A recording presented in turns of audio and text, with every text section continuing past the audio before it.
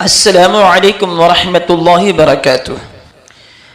محترم ناظرین و سامعین، اب تک ہم لوگوں نے سیکھا ہے کہ گول تا پر ایک زبر یا ایک زیر یا ایک پیش ہو، یا دو زبر یا دو زیر یا دو پیش ہو تو اس پر وقف کرتے وقت اس گول تا کو ہائے ساکنہ سے بدل کر پڑھتے تھے۔ اور یہ بھی سیکھا ہے جہاں ہم وقف کر رہے ہیں وہاں اگر دو زبر، دو زیر، دو پیش ہو تو دو زیر اور دو پیش والے حرف کو ساکن کرتے ہیں، اور اگر دو زبر ہو تو اس میں سے ایک زبر ختم کر کے ایک زبر کو الف کے ساتھ پڑھتے ہیں۔ لیکن ناظرین، آج ہم آپ کو قرآن پاک کی ان جگہوں کی نشاندہی کریں گے، ایسی جگہوں کے بارے میں بتائیں گے جہاں اگر آپ ٹھہرتے ہیں، وقف کرتے ہیں، کیونکہ وہاں علامت وقف ہے، تو اس لفظ میں کوئی تبدیلی، کوئی چینجنگ، کوئی بدلاؤ نہیں ہوگا، بلکہ جیسا وہ لکھا ہوا ہے ویسے ہی اس کا تلفظ بھی کرنا ہے، ویسے ہی اس کو پڑھنا ہے۔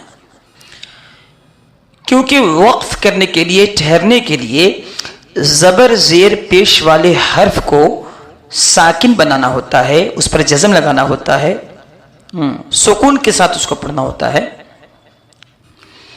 اور جس جگہ وقف کے بارے میں آج ہم لوگ سیکھنے جا رہے ہیں وہاں پہلے سے ہی ساکن لفظ موجود ہے، ساکن حرف موجود ہے، اس لیے اس کو ساکن کرنے کی ضرورت ہی نہیں ہے، اسی لیے وہ جیسا لکھا ہے ویسا ہی وہاں پڑھنا ہوتا ہے۔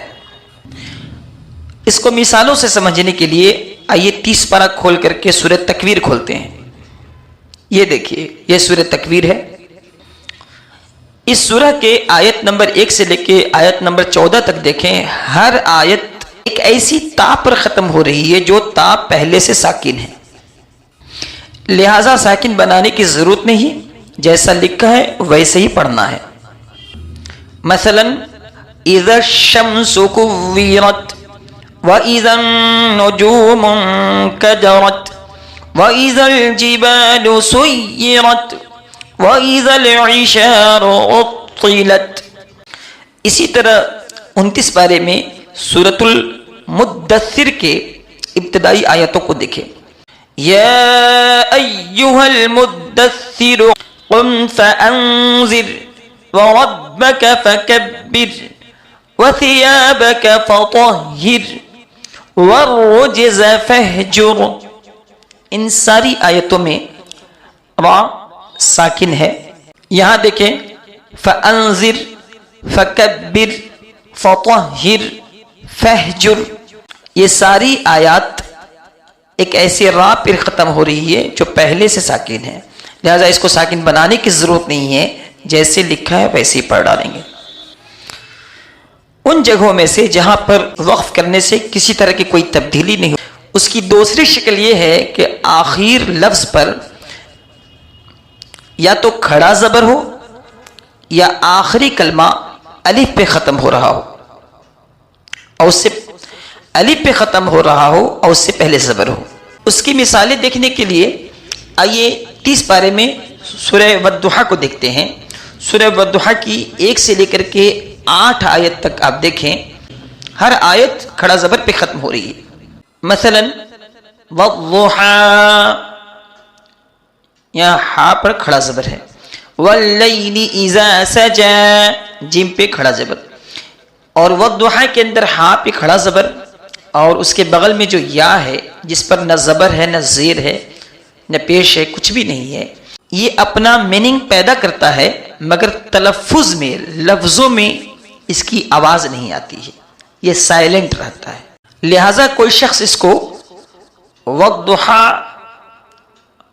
اور اذا سجا کو بغل میں یا دیکھ کر کے والضحی یا اذا سجے نہ پڑھے، بلکہ اس کو والضحیٰ پڑھیں گے، واللیل اذا سجا پڑھیں گے، وما قلا پڑھیں گے۔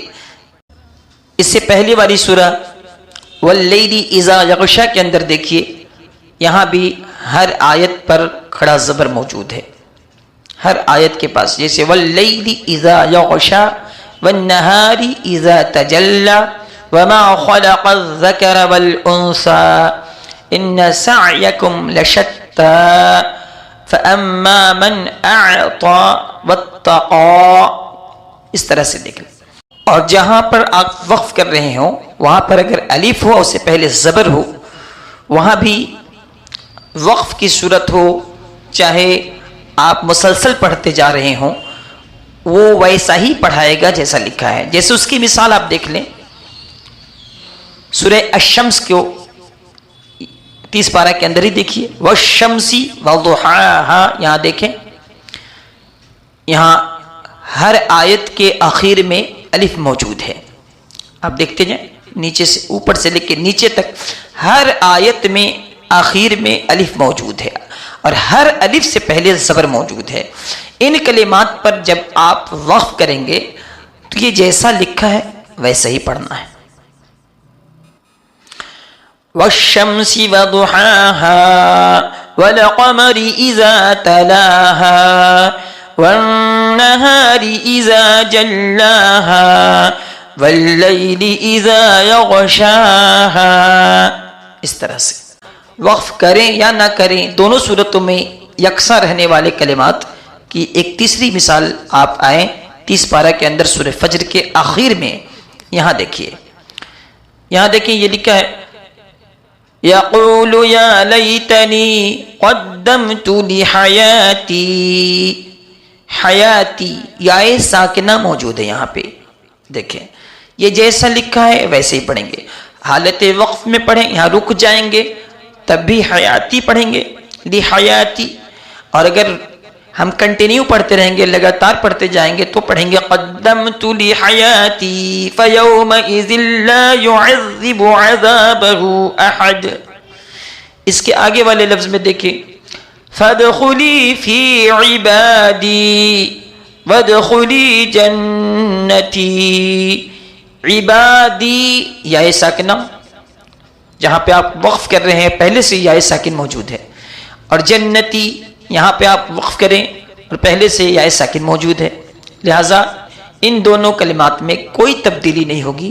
وقف آپ ٹھہرے یہاں پہ یا نہ ٹھہرے دونوں صورتوں میں ان کلمات میں کوئی چینجنگ نہیں ہوگی.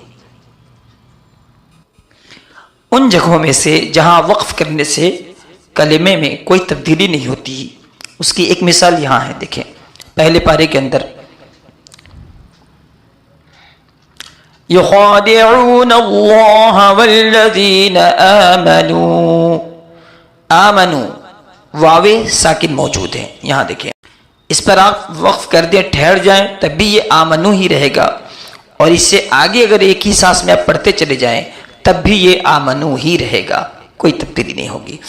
اور یہ جو واو ساکن کے بعد آپ الف دیکھ رہے ہیں یہ سائلنٹ ہے، اس کی آواز نہیں نکلے گی. اسی طرح سورہ نجم کی سب سے آخری آیت دیکھیں وَاعْبُدُوا. یہاں بھی واو ساکن کے اوپر آیت ختم ہو رہی ہے. یہاں بھی اس آیت میں وقف کریں تب بھی نہ کریں تب بھی اس میں کوئی تبدیلی نہیں ہوگی.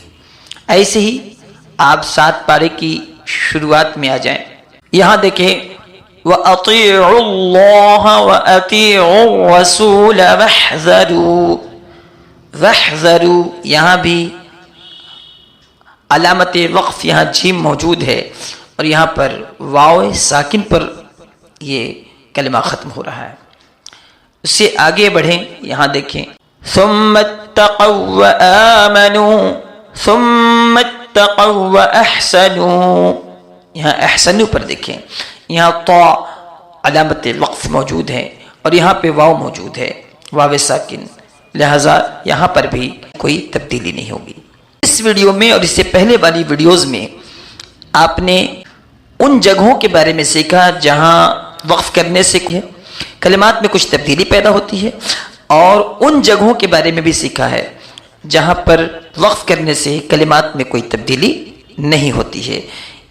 ان ویڈیوز کو آپ بھی دیکھیں اور ان لوگوں کو بھی دیکھنے کا موقع دیں، شیئر کریں جن کو صحیح پڑھنے میں دقت ہوتی ہے. وہ ان ویڈیوز کو دیکھ کر کے سمجھ کر کے اپنی تلاوت قرآن کو بہتر سے بہتر کر سکتے ہیں. السلام علیکم.